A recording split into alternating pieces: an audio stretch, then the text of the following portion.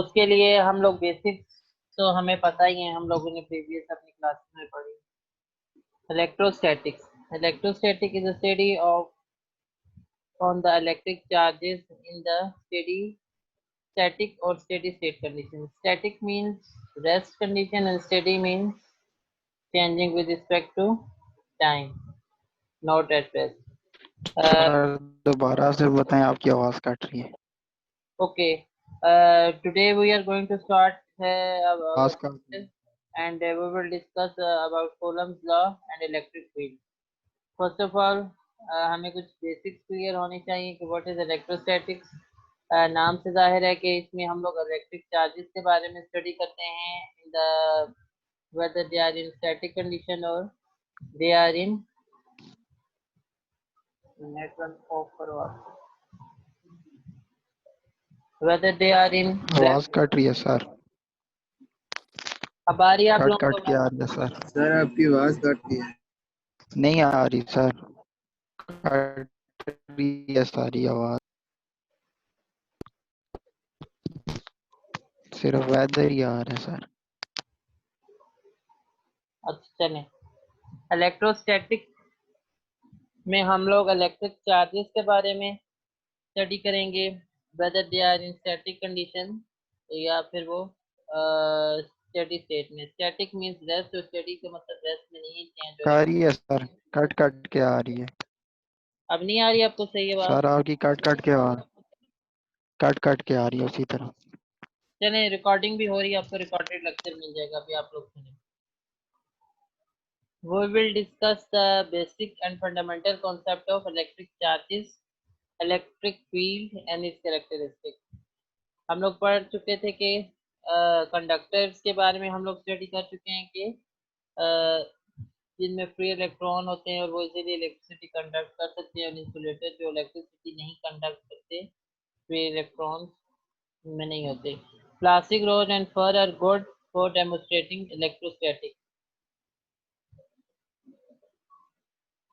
Two positive charges or two negative charges repel each other. A positive charge and a negative charge attract each other. In previous lecture of workshop, we have also studied this concept that two same charges will always repel each other. Either they are both positive or both negative. Only opposite charges, positive and negative charges, will attract each other. Electrical attraction and repulsion.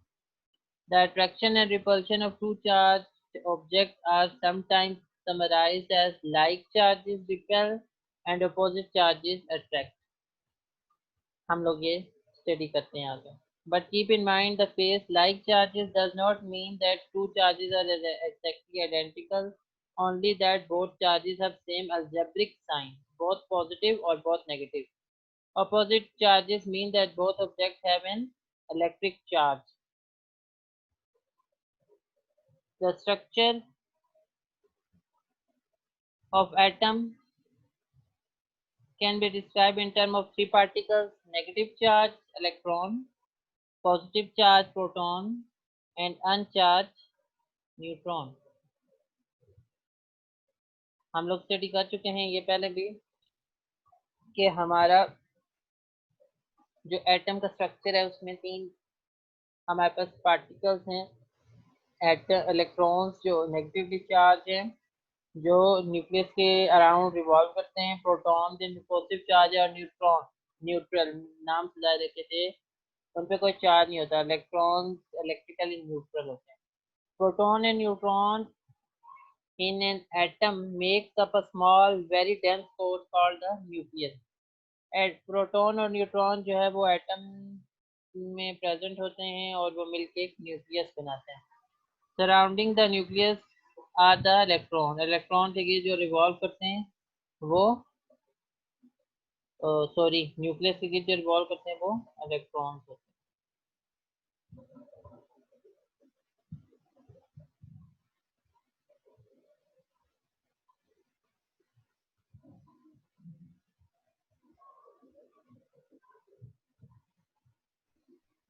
The negative charge of the electron has exactly the magnitude as a positive charge of proton. जितना proton के ऊपर positive charge होता है उतना ही electron के ऊपर negative charge होता है। Electric charge is conserve.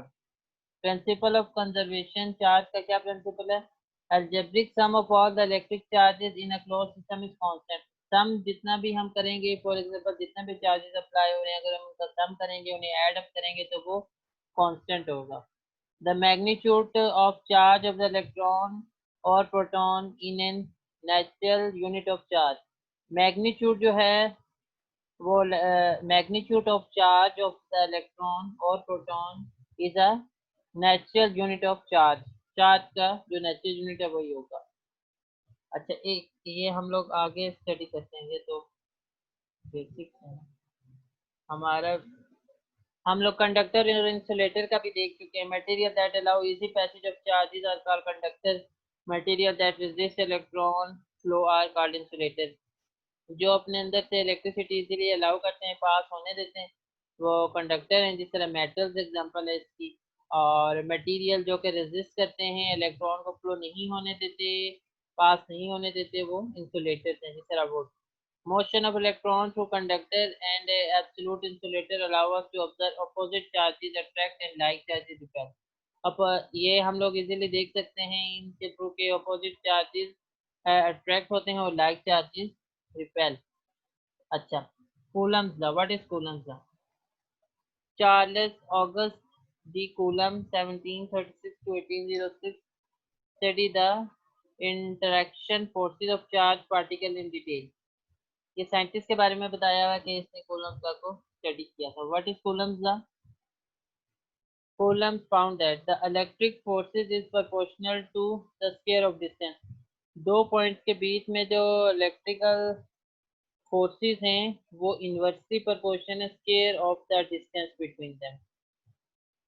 The force of attraction और repulsion between two point is inversely proportional to the square of the distance between them. एक second. Electric forces between 2 point charges depend on the quantity of charge on each body, which will be denoted by Q, small q और large q, positive और negative। ठीक है, positive के लिए Q small q, negative के लिए large q। इसमें बता रहे हैं कि इलेक्ट्रिक फोर्सेस जो हैं वो डायरेक्टली प्रोपोर्शनल है। जितने चार्जेस के बीच में डिस्टेंस ज़्यादा होगा उतनी फोर्सेस कम होंगी। तो और जितने चार्जेस ज़्यादा होंगे उतनी फोर्स ज्यादा होगी। The force that 2 point charges Q1 and Q2 exert on each other are proportional to each charge and therefore they are proportional to the product Q1 Q2 of the two charge। जब हम इसको combine करेंगे कि हमने देखा force inversely proportional है square के distance, are जो है वो डिस्टेंस के लिए यहाँ पे, और डायरेक्टली प्रोपोर्शनल है फोर्स चार्जेस के। जब ये फिर हम प्रोपोर्शनैलिटी का साइन हटाते हैं तो एक कांस्टेंट इंट्रोड्यूस करते हैं। यहाँ पे जो कांस्टेंट है वो k इंट्रोड्यूस किया गया। इन mathematical term the magnitude f of the force that each of the 2 point charges Q1 and Q2 distance r के लिए डिस्टेंस किया गया apart exert on the other can be expressed। ये formula है, F is equal to के Q1 Q2 over are से। के constant of proportionality है, Q1 Q2 चार्जेस हैं और R डिस्टेंस है बिटवीन टू चार्जेस। ठीक है, इलेक्ट्रिक कांस्टेंट के क्या है? के है यहाँ पे इलेक्ट्रिक कांस्टेंट। आपकी आवाज नहीं आ रही। ओके, ये लेक्चर रिकॉर्ड भी हो रहा है, हम आपके साथ रिकॉर्डिंग शेयर कर देंगे। अभी आप लोग स्लाइड्स पे गौर करें। In system international unit, the constant k is 1/4 pi epsilon naught। इसको बोलते हैं E naught, जो है इसको epsilon naught और epsilon 0। k is constant and its value is 8.988 into 10 raised to power 9 Newton meter square per centimeter square। और approximation को हम करके 8.99 को हम 9 लिख सकते हैं इंटू 10 raised to power 9। के की ये कांस्टेंट वैल्यू है। अगर न्यूमेरिकल सॉल्व करते हुए नहीं भी गिवन तो आपको पता होना चाहिए। Magnitude of the charge on an electron और प्रोटॉन इज, एक इलेक्ट्रॉन या प्रोटॉन पे चार्ज कितना होता है? 1.602 to 10 power -19 coulomb. C is for coulomb. 1 coulomb represent the negative of the total charge of about 6 × 10⁻18 electron. एक इलेक्ट्रॉन पे इतना चार्ज होता है. So the electronic force जो है दो पॉइंट्स के बीच में कूलम्ब का हमें क्या कहता है कि फोर्स डायरेक्टली प्रोपोर्शनल है चार्जेस के और इनवर्सली प्रोपोर्शनल है to the square of the distance between them. Superposition of force hold for any number of charge. We can apply Coulomb's law to any collection of charges. Okay, this is an example. 2-point charges. Q1 is equal to plus 25 NCN for nanocoulomb, and Q2 is minus 75 NCN for nanocoulomb. Are separated by a distance. Distance means R. R हमें दिया हुआ 3 centimetre. इसको metre में convert करेंगे क्योंकि standard unit. नैनोकूलम को इन 10⁻9 लिखेंगे. Find the magnitude and direction. Magnitude निकालनी है और हमें डायरेक्शन निकालनी है. The electric forces that Q1 exert on Q2.